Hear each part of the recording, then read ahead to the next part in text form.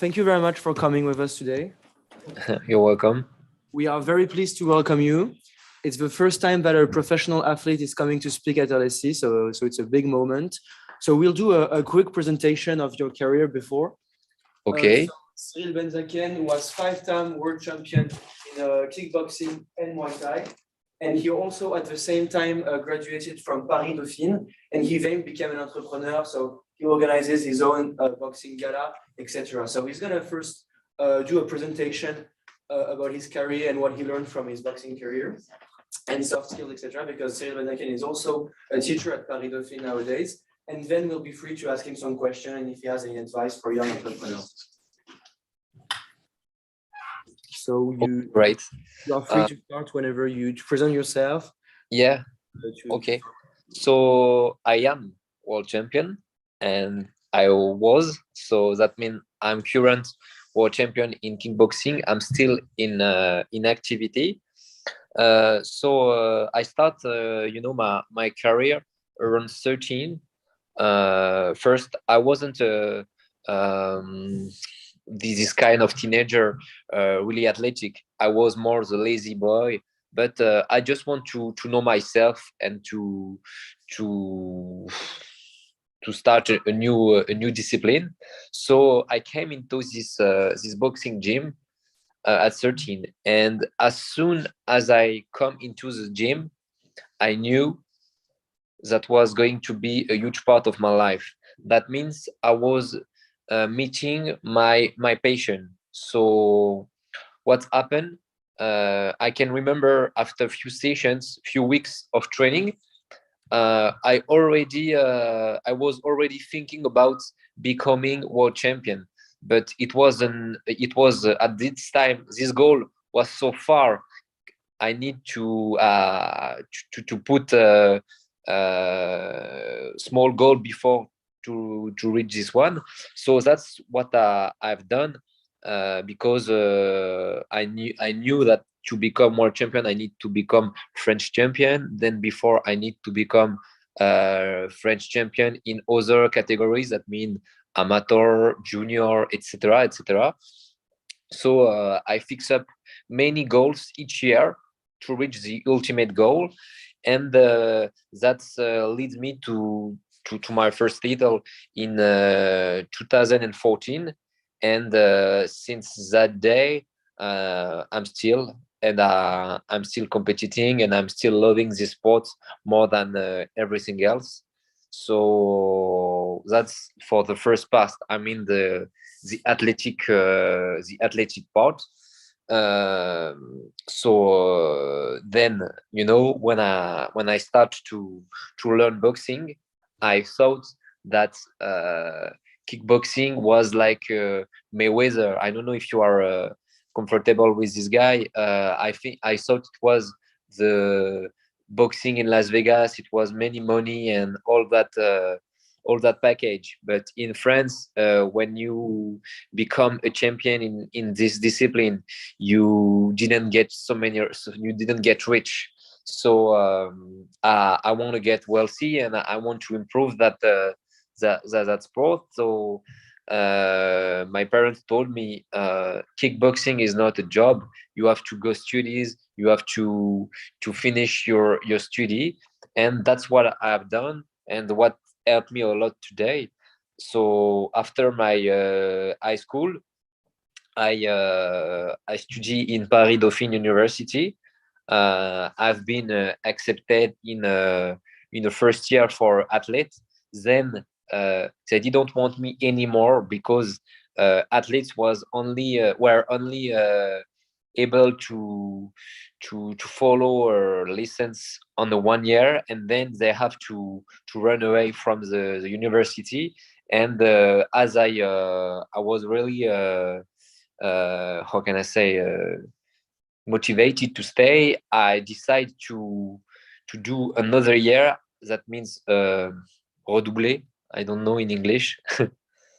I go on the normal way, since I can go into Paris University, and I start to understand that marketing, what I was working on different projects was where maybe can be duplicated in my world, in my kickboxing world. And since that days, I study how great athletes like David Beckham, how they become successful and how they can realize many things more than that sport. And by that way, I start to think that maybe events in France are not so mediatized, are not there is a small economy, and because of the poverty of media in the sector. So I decided when I was in last year, so in Dauphine I make my all my courses, and in 5 years in the master degree I choose entrepreneurship, and I decide to work for myself more than an intern. And my project was to set up an event. So it was my first event. It was like a sample of what I was going to do after. And so I set up an association. Tom, we can say association for Yes. Yes, okay. So I set up an association to do it with a structure, because I didn't have a company at this period, and I decided to promote myself and to promote an event where I was going to fight, and that's what happened in 2015.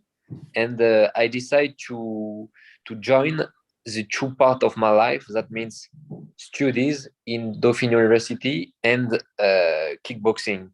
So what happens? I made my first event in the university. There is a big amphi, like 800 people. And when I organized the event, I think we were more than 1,000. It was a really, really messy place. And so that's what happened. I promote everything, sponsorship, communication, everything were on rendezvous, and everything were great. And that was my first challenge, because the event was a success. I won the fight, and from that day, I start to think that, okay, no, I know that my marketing can able me to reach 1,000 people. I need to get more people and to make a bigger stadium, and so that's what I have done, because I I start to promote myself as a promoter. That means usually when you are a fighter, a boxer, you have a promoter who organize for his boxer their fights. And I was these same guys at the same time. I was the fighter and the promoter working with my team. And then we promote several events with more than 4,000 people for the biggest one. And so that's, for me, it's a good example of life and weaknesses and strength, because thanks to my weaknesses, I mean, because kickboxing was not foot like soccer, I decided to promote myself, to go to study, to set up my company, and I learned so much that if my sport was really developed, and I will earn a lot of money, I don't think I will go by that way and try to produce things. So here were the beginnings of my professional careers, because I set up this company who set up big events, and other companies start to call me for work for them as an ambassador, as a speaker, and each time more. And last year, Dauphine contact me to become a teacher and to teach to people how to manage projects, how to start from the bottom and create like a brand image and create services or different things. And today that's what I'm still doing. I mean, I'm starting from nothing with a place where I want to go, and then I mobilize all my team, medias, um, partnerships, and I try to produce a big, beautiful event with beautiful history, with beautiful story. So what can I say you more about myself? That's already yes. Most of what I'm doing.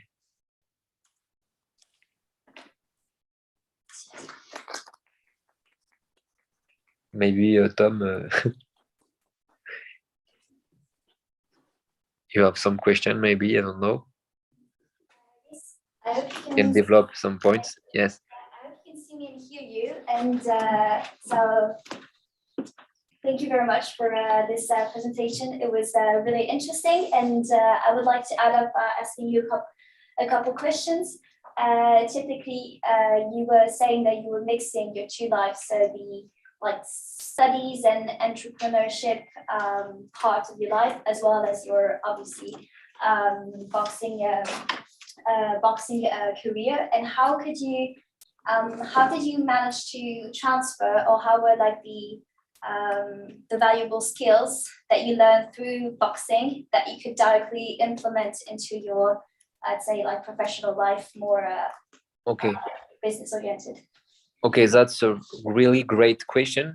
Very smart, because it reminds me maybe in 2012 I start to lose some fights, and I start to become a bad student because I were not able to fix what is a good skill in my sport, what's the good skills in my studies. I mean, in Dauphine University, I develop and I increase my intellectual potential. That means how manage things, everything have to be order, and I have to to set up goals, and I mean intellectual part.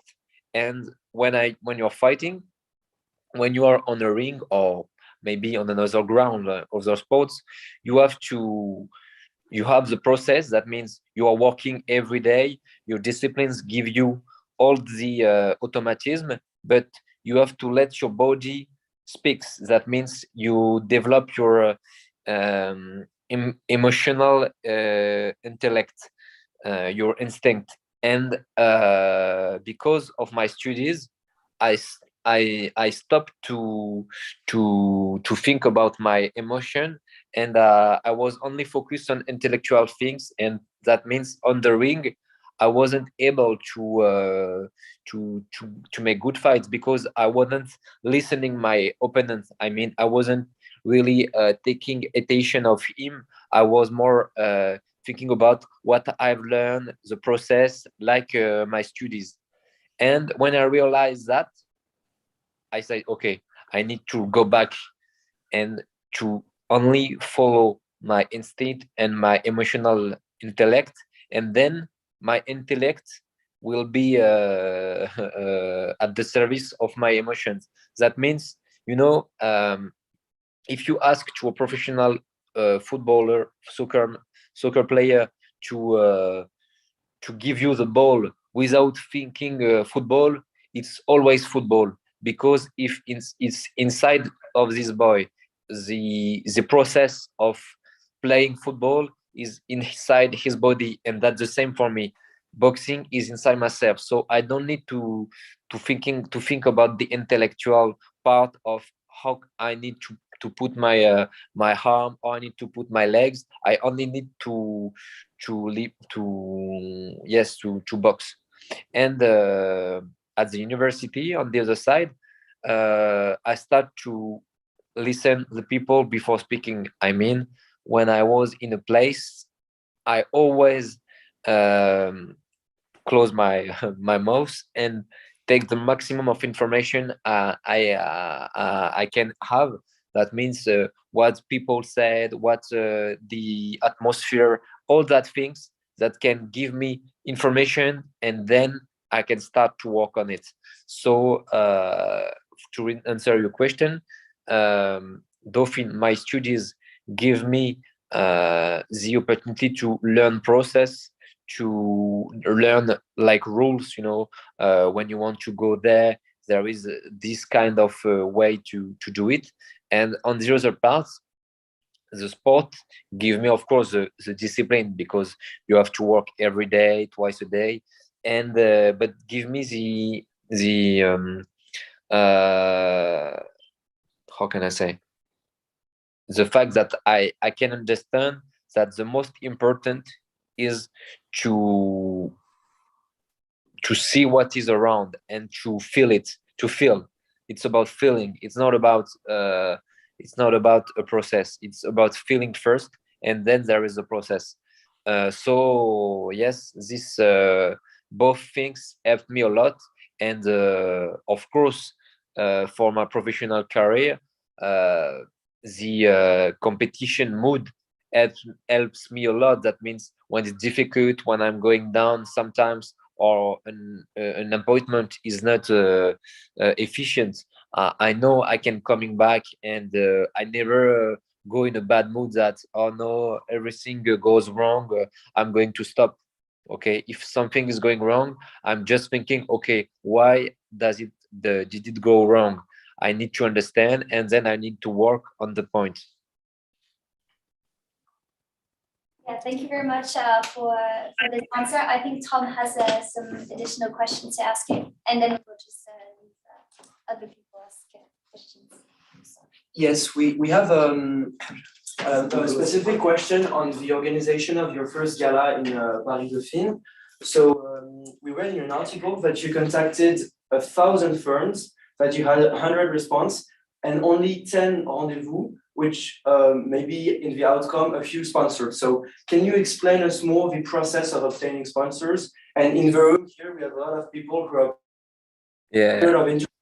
only have 10 responses, and in the end have nothing. So it's kind of a similar process. So what tips or advice do you have for these people that are keep failing, but in the end, the outcome, you manage to have a sponsor, so why shouldn't they have an internship? Yeah. It's, you saw me smiling because it's a really good memory. I can remember. So maybe in February 2015, I go to the Paris University director, ask him to give me the place, the amphi, and he told me, I give you the amphi, and next it's your work. And for me, organize this event will be easy because it's been in Paris University. It's a prestigious university, and Dauphine sponsor will be my sponsor. That was my idea, but I was totally wrong. That means each time I asked to Dauphine to introduce me to sponsor, they said me no. When I go to them, they told me no. So I start to work with my with my instinct, as I told you. For example, I was calling so many brands to mobilize them and to add them as a sponsor, but I cannot say, hi, it's Cyril Benzaquen, you want to sponsor my fight. It's a cheap way, so I was introducing myself as a manager, or as a I was everything I was telling them is it's a big team, even if I was alone, or not alone, but with other people. And I remember one good thing is, when you want to reach the good person, I start to understand that to get how can I say, to get compatibility with your interlocutor, I need to know him and to get some common points. So, for example, if I want to reach, I don't know, Orange, SFR, or a big brand, I choose someone in the marketing who have done Dauphine, for example, and so I get the name. And I remember there was on the internet at this time, you can only get the number of the host, with 00. So I change the end of the number to go into a service, and I say, okay, I would like to speak to Madame or Mr.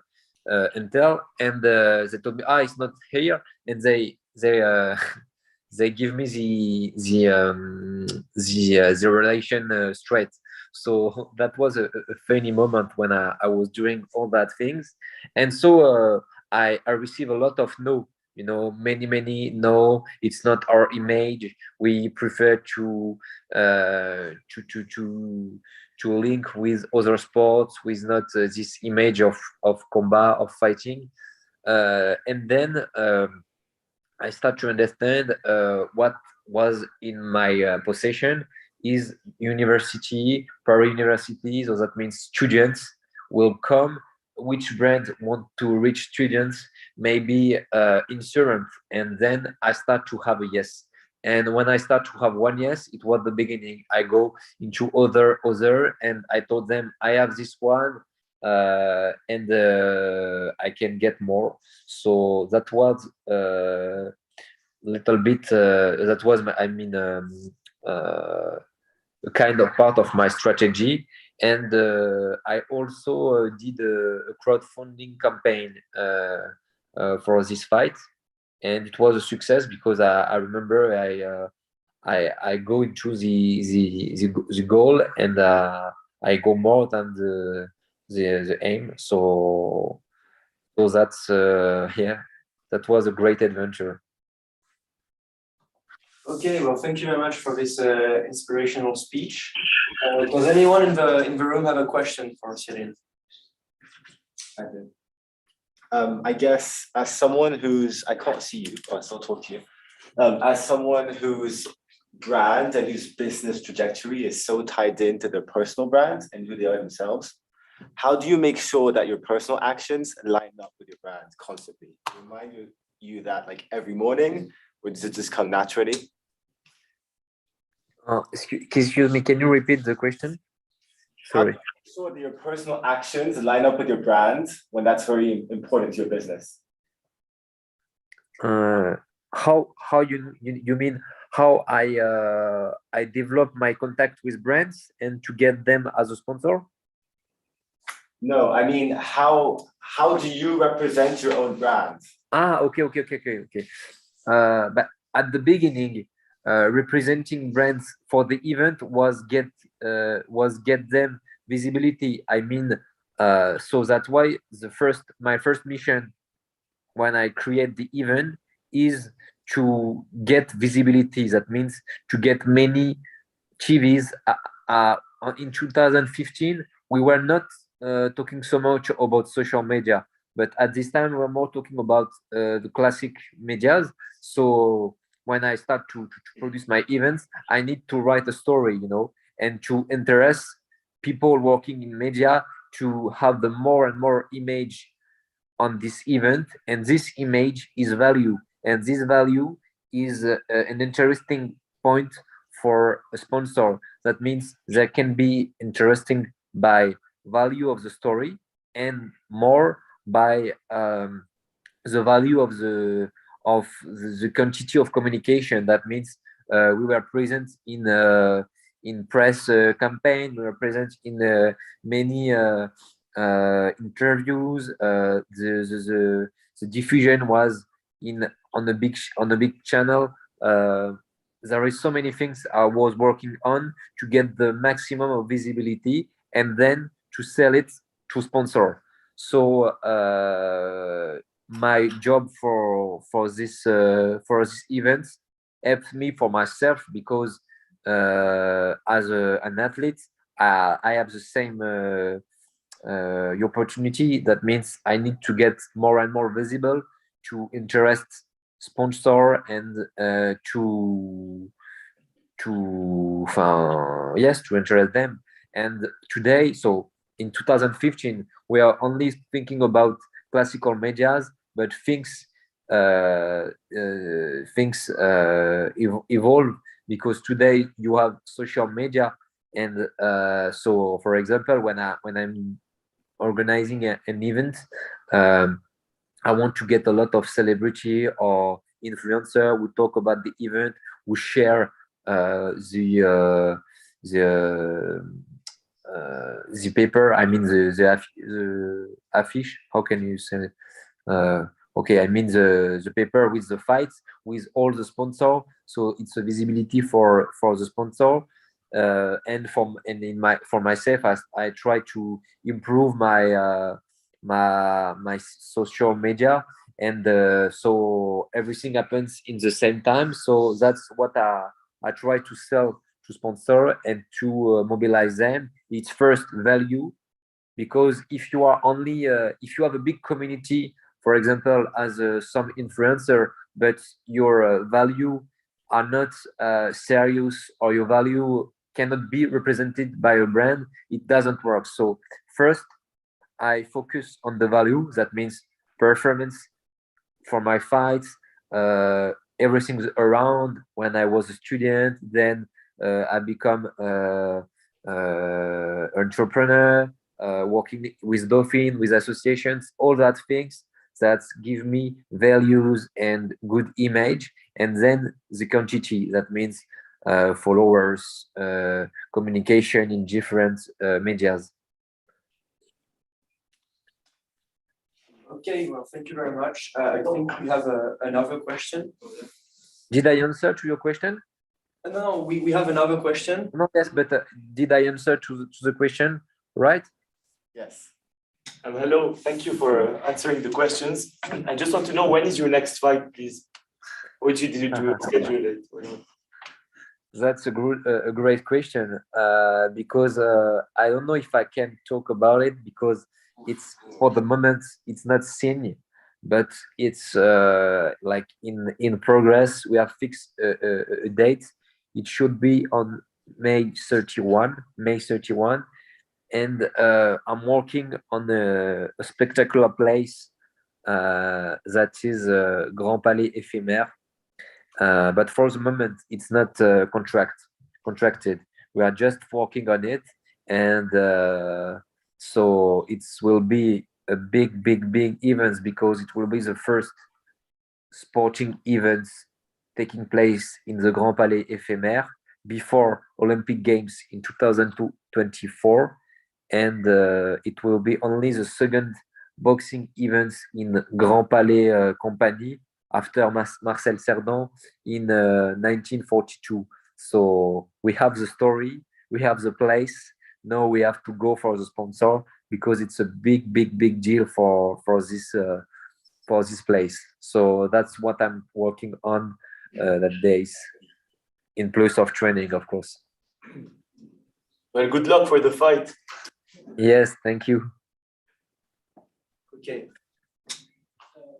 In France, UFC fights are forbidden, but obviously we have like great fighters, as like the last fight against Cyril Benzaquen and Francis Ngannou showed us. I just wanted to say, are you interested in UFC fights? And how do you see the evolution of UFC fights in France, basically? Because there are some easing of restrictions on this point. I just want to know your opinion on UFC fight.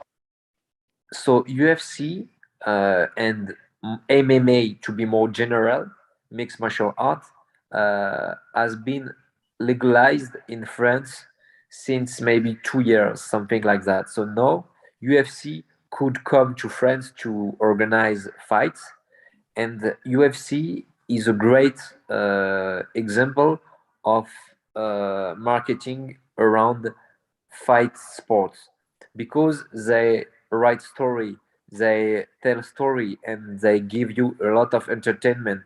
That means people get interested by not the rules of MMA, but by each athlete. And they said, "Oh my God, McGregor is amazing. His personality. I want to see his next fight." And that's what UFC is really good on. In France, we have so many great athletes in sport combat, in Thai boxing, in kickboxing, in boxing, in judo, in jiu-jitsu, in all the sports, in karate, and in MMA too. We have Cyril Gann, we have other. Francis Ngannou was French during the time, so we have a great way to learn martial arts. But we are not we're not paying attention to entertainment for the moment. That means France people like humble things. They like when the things are very quiet and not so big like as they like in USA. So UFC and MMA, I think, are doing some great work and are going to develop way of thinking of French people and interest them to that sport and to athletes from their sport. And maybe for the moment it's not an option I'm not working on. Maybe and I'm not very young, to start a new career. But maybe since I don't know, maybe at the end of the year, I will know if I go into a MMA adventure or if I stay in my own discipline. Thank you. Have you ever fought a Lumpini in Thailand? Fought out there? No, because I'm a little bit heavy, and I was fighting in 81 kilograms. Yeah, So they don't have anyone that heavy, do they? what? They don't have anyone that heavy, do they? They're all short. Yeah. And when I was in Thailand, one time I should fight in I think it was Raja Damnan, but fights at my weight are not interesting for Thai people. I mean, when you go to fight into this kind of stadiums, it's for aficionados. It's for really people who really enjoy Thai boxing, and they don't want to see big people. They prefer to see small weight. And so when I was in Thailand, I fought maybe 10 times, but not in that stadiums for that reason. It's not a regret, but of course I will love to fight there.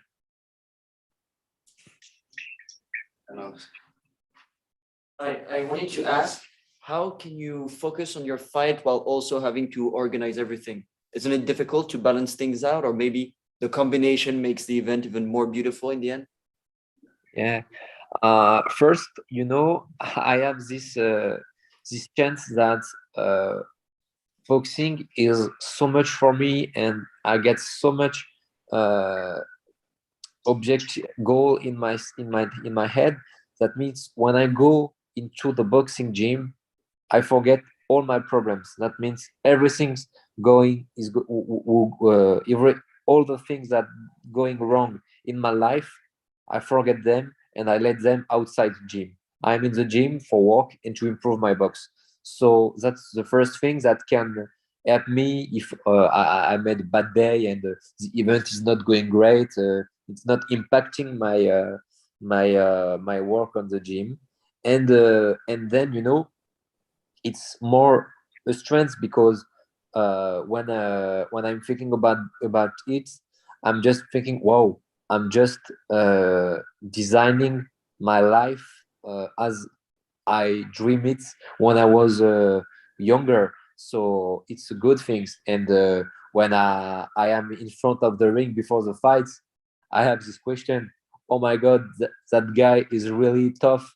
He don't want to kiss me, but I'm not here. I'm here because I decided, and everything I have managed, everything I have organized is for that fight. So now you have to go and you have to kick his ass. So it's a really good it's a strength more than a weakness for me, and yes, it helps me to be focused, and yes.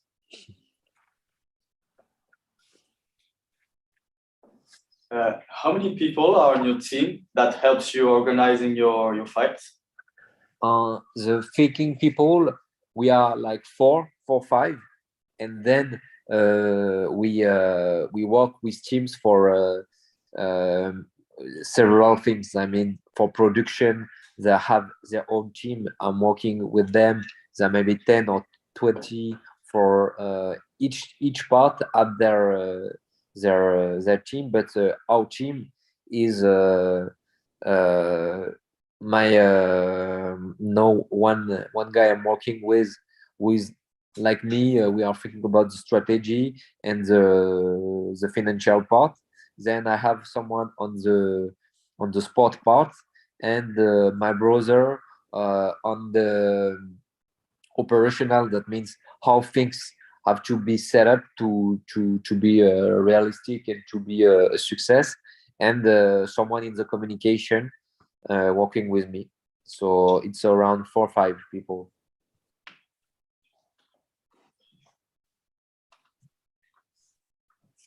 Okay, well, thank you very much.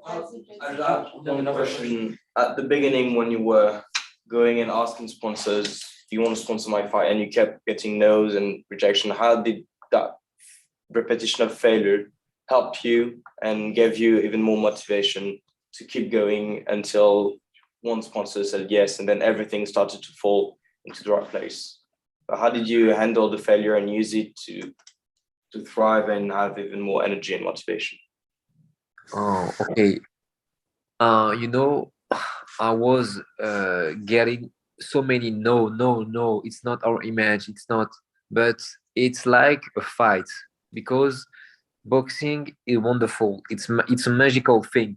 Why? Because when you are in the ring, for example, in boxing, you have 12 rounds. You can lose all the 12 rounds and keep going, and you lose everything. But at the end, maybe during the 10 last sessions, 10 last seconds, you can knock down your opponent and win the fight. So I think that's the point of boxing, who helped me to keep going when it's hard and when I get some no into my face for the business, because I know that if I continue to go forward, I will get what I want.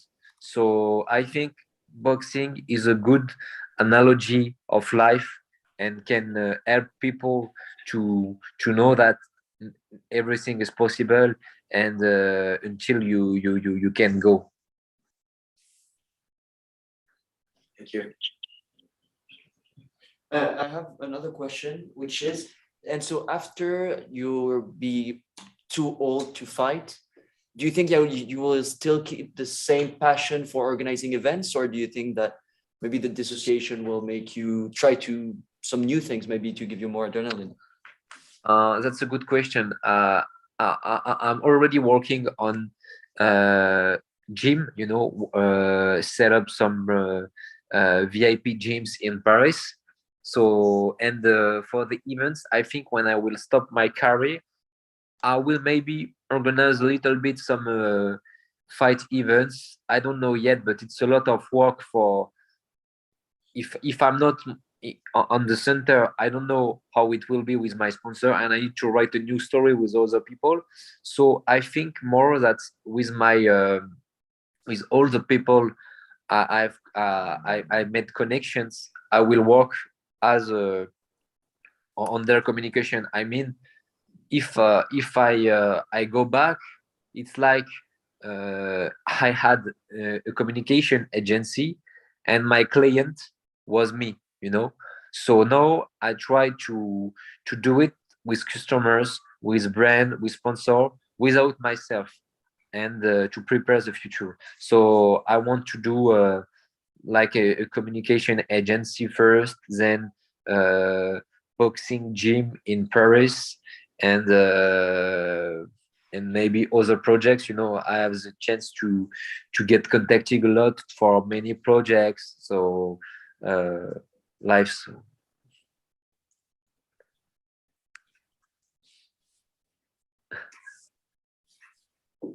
Okay, so we have another question, but this time more related to your boxing career. So we understand that you have restrictions due to your athletic lifestyle, but at the same time you have a social life. So how do you combine these two, and what are the do's and don'ts of a boxing fighter? At the beginning, I was very, very strict with myself. That means I never eat outside. I was really focused on what I need to eat, etc., etc. Then I start to know my body, to know what is good, what is less good, and now today, for example, I can have a social life. That means going to the restaurant. I know what I need to eat. I know what time I need to go bed. I know if, for example, I will miss a training because I have a really important appointment for business. It's not. I will not lose my career because I miss a training. Before that, I was really, really strict, and I cannot miss training. It was like the biggest thing was the training. No, I'm more thinking general. That means, okay, what is the good, what is the bad, and I choose. So, but for sure, social life is affected by my lifestyle. That means I'm training every mornings and I'm training every evenings. So after this conference, for example, I will go to my training and I will finish late.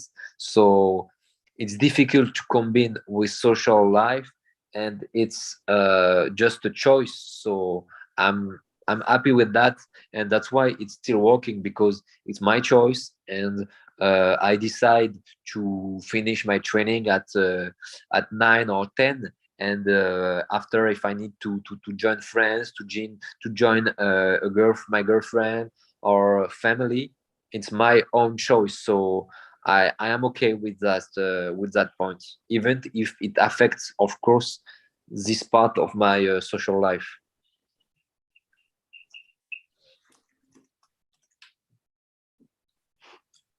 Okay, so I think we have time for one last question, and it's probably the most important one. It's when you are in the ring or when you are competing with other professional fighters, they don't have all the obligations that you have because of your entrepreneurial career. So they are focusing solely on boxing, but you have this dual aspect. So, but you are still, like, if we look at your palmarès, I think you only have 8 defeats and 52 wins. I might be wrong, but it's something like this.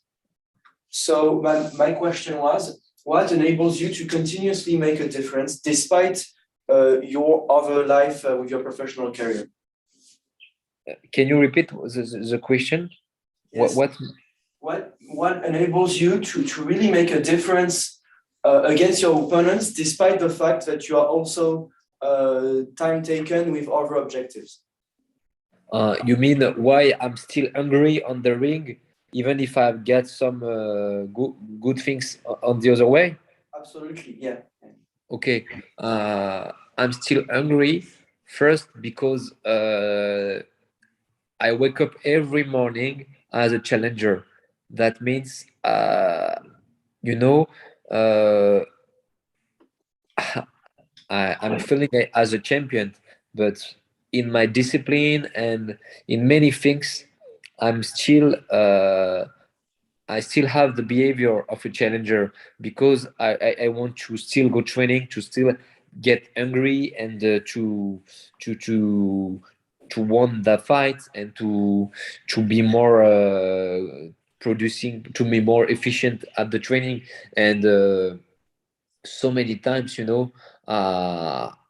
I'm training with partner who are professional and younger than me, and they ask me, but you are always here at the time as the training, but you don't want to miss training sometimes and to go chill with friends?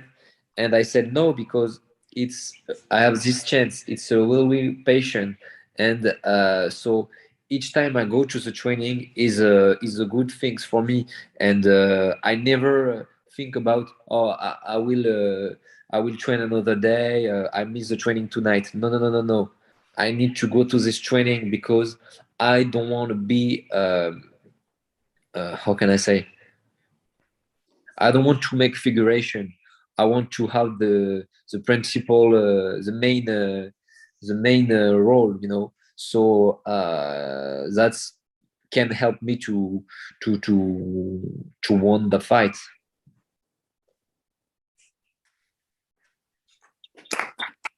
Thank you. Thank you.